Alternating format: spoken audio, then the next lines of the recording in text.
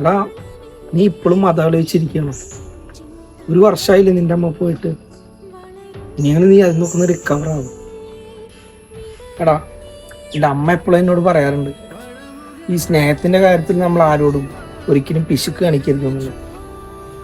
അത് വളരെ സത്യമാണ്. കാരണം എൻ്റെ അമ്മ ജീവിച്ചിരിക്കുന്ന കാലത്ത് എനിക്ക് എൻ്റെ അമ്മേനെ എന്ത് ചെയ്യാൻ പറ്റിയിട്ടില്ല. ഒരുപാട് സ്നേഹിക്കാനോ അല്ലെങ്കിൽ ഒരുപാട് സ്നേഹം കൊടുക്കാനോ ഒന്നും പറ്റിയിട്ടില്ല. പക്ഷെ എൻ്റെ അമ്മ ഒരുപാട് അത് എന്നെ കിട്ടാൻ വേണ്ടി ആഗ്രഹിച്ചിട്ടുണ്ടായിരുന്നു. ഇന്ന് എൻ്റെ അമ്മ എന്നെ വിട്ടുപോയിട്ട് ഒരു വർഷം കഴിഞ്ഞു.